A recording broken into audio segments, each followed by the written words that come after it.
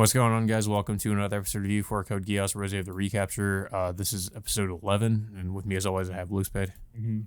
Uh, I mean, honestly, there's not much that really happens in this episode outside of just mainly just a lot of action and fight scenes between. It's and it's all just so like I don't know. It's just I can't put my finger on why. So maybe it's just I don't really care about any of the characters, but it's just so boring to watch. Like I don't know. It just feels like there's no like even though they're trying to make it seem like there are a lot of stakes, it just doesn't feel like it. Like it's not the same as like with the original series. Yeah, Um, but, I mean, the one what Norland does is that he's using that shield in a way, like I guess in a way it expanding it in a way yeah, which. apparently it can do that. Yeah, Like, and then of course, like for people that forgot, it's just that shield. It not only well, it's not that it prevents people from going in or out. It actually like shuts off any machinery that tries to cross it.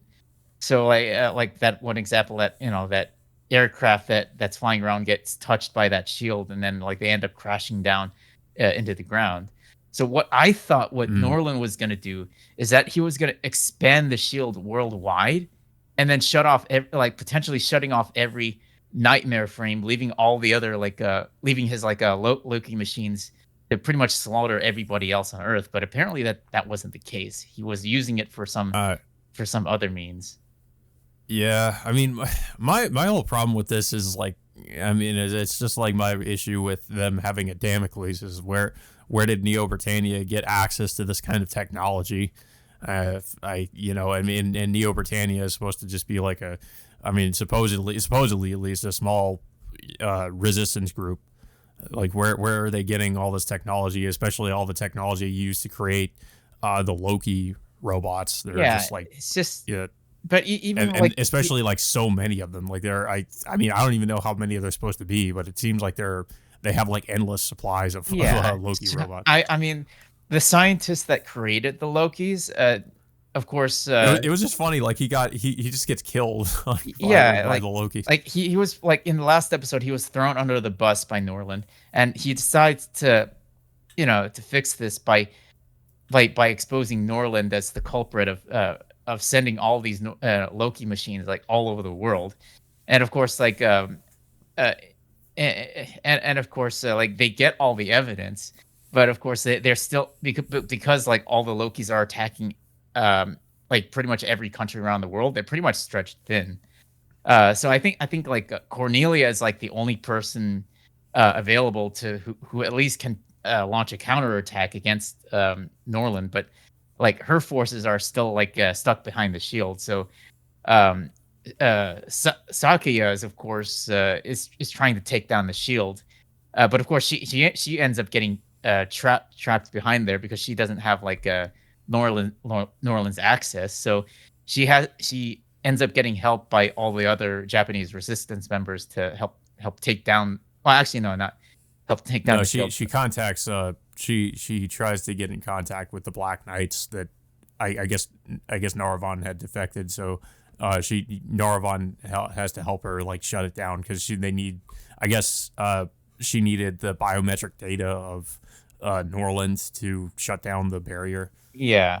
But yeah, but as I said before, even when she tries to gain access to the shield, Norland, of course, anticipated this, so he ends up like shutting power off the entire district to prevent Sakuya from from deactivating the shield. So and then so like the other resistance members tried to help her out by bringing the power back online, but of course like they're faced off against like all these other Lokis that are just guarding the power station. So eventually like they successfully do after uh like what I think one of the generals or the officers end up sacrificing himself to destroy the Lokis, giving the other resistance members the opening to turn the power back on. Yeah, I didn't even know that one. God, I forget her name, but that one character like was the daughter of that general. Oh yeah, Like, I completely forgot about that. yeah, Oh, actually, yeah, like I didn't even know that. I mean, this I think yeah. it was I feel um like it was just brought up in this episode, unless I missed it before. But I don't remember it being brought up before. Yeah, like what was it, Haruka? Yeah, like I didn't Yeah. even know that Haruka was the daughter of that general in the first place. I mean, I really wish they could have done that. I don't know why they haven't. It's just I don't know. It's just the whole character development thing is just and the character development's pacing in the show is very lackluster in comparison to the original series because we're not getting Yeah. enough time to even know a lot of these characters. I mean, especially Haruka, who's essentially like she's the Colin of the group. That's basically what she is. Um, and I don't know. It's just a lot. I don't know. I just feel like a lot of character development is just handled very poorly in this one, Well, especially even with and in the original series, with Colin, Colin was always very close with Lelouch. She played an important role in the series. I mean, they're trying to make it out like Haruka plays just as important a role, but the thing is, like you mentioned, that she doesn't really get a lot of character development throughout the series, yeah. and I think a lot of the reason for that too is because we don't really get a lot of scenes with her really interacting much with Roze or any of the main cast, Roze or Ash. She's just with the Japanese resistance group and they don't really get a lot of major scenes with Roze either. They're just kind of, it feels like most of the time they're just kind of doing their own thing, as opposed to the original series where the Black Knights were, each character kind of, not every character obviously was important, but they all had scenes with Lelouch. They were directly connected with Lelouch. They relied on Lelouch for pretty much everything. Without Lelouch, they would never have gotten to where they were.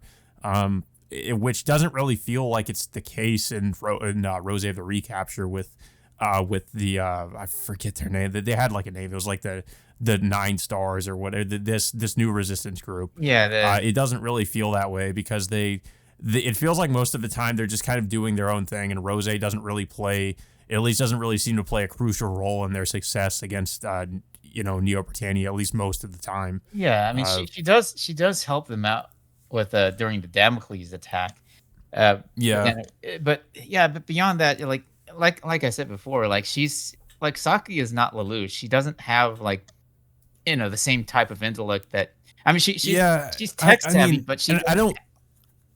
Yeah, I don't mind that about her character, that she's not like Lelouch, but it's just they needed to have at least have her have something else about her to make her like a compelling character, even though she's not really trying. It's not like she's trying to be a Lelouch like character.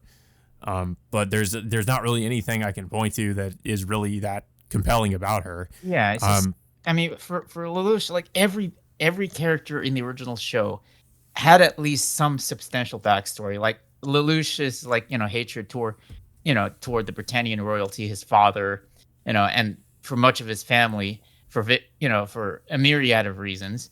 And then of course we hmm, had Colin, like they gave us like a much deeper backstory. Like she had a brother who was killed while he was in the resistance. And then of course her mother was dealing with like a lot of drug abuse that she's trying to help her overcome.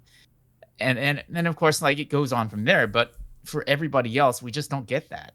And I say mean, in the original series too, Colin kind of had well, not really. I mean, there is one episode too that's kind of it seems like mostly kind of dedicated to just her explaining her and her mother, how her relationship with her and her mother, that one episode where they find the refrain factory.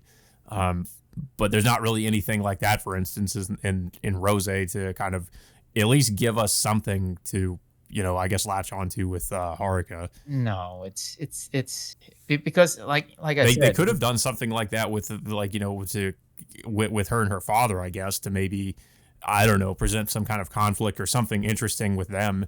But like we mentioned, we didn't even know that was her father until this episode. yeah. So I mean, it would have been interesting had they had, I don't know, had some kind of maybe a subplot with them just Yeah. to give us some more about her character. But there's nothing like that. Yeah, and the only character in this show who's ever gotten a substantial amount of backstory is Ash, because we seen Yeah. flashbacks of how he grew up, how he ended up getting adopted by Norland, what happened to his brother, how he got to know Sakuya's father, Jugo Sumeragi, and the promise he made to protect Sakuya. But for Sakuya herself, we don't really get to know a lot about her outside of her being like the actual heir of Britannian royalty.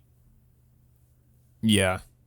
Um, but yeah, of course, like the we also get a confrontation with where Ash goes to fight Norland, um, and also I guess Sakura like assuming the role of uh or I guess commanding the Neo Britannians now. Yeah, Uh, basically just yeah, turning the Neo Britannians against Norland after after all the evidence against them got exposed. After this, I mean, but and we get another cameo from Kagura. I guess she's gonna go help out somehow. I mean, I'm not exactly she's sure. well, what she's doing is like she's authorizing you know to mobilize the Black Knights to Yeah, I guess to take out the Lokis and possibly go after Norland. Um, but yeah, but before like Ash confronts Norland, Sakuya successfully takes down the shield, which of course allows the Black Knights to mobilize their forces to go into Hokkaido. But then, but like you said, like Ash of course confronts Norland, and I guess like I don't know like how I would describe this fight because Ash just really tries to go out of his way to try to strike Norland, but Norland just basically just stands there, barely doing anything, and his one big weapon that Norland ends up using is this almost like this Sakura Dite draining device that just in one shot can shut down a nightmare frame. Oh, we should also mention too that there was another confrontation with I think it was Catherine between her and Oh Norland earlier yeah, in the yeah, episode. yeah. Yeah, and she Catherine basically like there's not really any fight between them either because he just ends up basically like grabbing her and throwing her away. Yeah, like he shoots her once with that Sakura Dite draining beam, and then like he just tosses her out, tosses her off the of the what was it, that floating fortress that he's on right now. And Yeah. Ash like he does a slightly better job, but he gets caught off guard in like like in various points of like of Norland's nightmare frame that like each part of his body also emits like these those beams that can that can shut down a nightmare frame in one shot. Yeah.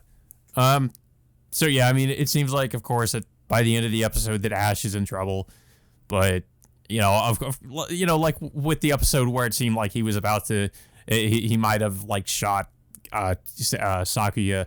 Nothing. I doubt anything's really gonna happen to him. I don't think he's gonna. Honestly, I don't think he's gonna die by the end of the series. I'm just gonna go ahead and say she's probably gonna live. Yeah, the Saki is like literally on her way just to Yeah. to confront Norland, but I guess she'll likely make it in time to save Ash because like both their nightmare frames can combine into one unit. Yeah. Yeah. So yeah, I mean, it was just another kind of. I mean, I don't know. Obviously this is more of like a climactic, I guess, final battle, but it's just really hard to really feel anything about what's happening because most of it is just with characters who are really like haven't been properly fleshed out or developed throughout the series, and you don't really feel anything when they die, and it just feels like Norland is just proves to be even more of a kind of just a really bland villain. He really doesn't feel like Charles at all. I mean, I guess they're trying to sort of, maybe he's about as ruthless as Charles, but he doesn't really seem to have any kind of a compelling plan. I mean, even when he was confronted about it, he doesn't even know like why he's even doing what he's doing in the first place. So, I mean, it's just that I don't know. It's at this point, like I've said before, I'm just kind of waiting for this to be over because it's just been so. I mean, I really didn't want to like not like it when I first started watching it, but over time, it's just I've just started to slowly realize like the writing quality of this series is just nowhere near as as good as the original series or anything that's come before it. Yeah, and And I I'm mean, not really sure. I just wonder like why it was honestly like why it was even made, because it doesn't really feel like it adds anything to the like to Code Geass. Honestly, like it's. I mean, if it didn't exist, I really don't think it would have made any kind of any difference in terms of like what I guess whatever they're gonna do next with Lelouch and any of the other characters from the original series and any like future projects. yeah, I mean, I'm curious if like if they're gonna have any plans for Sakuya by the end of this, because we're like, I mean, is she gonna be the the rightful empress of Neo Britannia, or if they're gonna dissolve it, or Yeah. maybe possibly like she might end up isolating herself and then joining Lelouch in his personal mission to take down the Geass Order in some ways. I don't know, but like it's just like we don't even know like kind of what the end game is here, and plus like this part, like I said, it's part of their whole 10-year plan of like the whole Code Geass series, which honestly I don't know what the end game is there. Yeah, it doesn't really seem like, I mean, just from watching this, at least, it really doesn't seem like they had much of a plan. I mean, it's this series just seemed like it was something that was thought up overnight and not, carefully planned out over in the span of years. Yeah. Uh, but yeah, I don't really have much else to say about the episode, though. I don't know if you have anything else to say about it. Uh, I don't know. I mean, we'll have to see what happens by but later this week and how this is gonna end. Because it's like, yeah. Yeah, I mean, I don't even know like where this is going at this point. yeah. I mean, I guess it'll be interesting to see whatever I guess Norland has up his sleeve. But yeah, guys. Until next time, we will see you all later.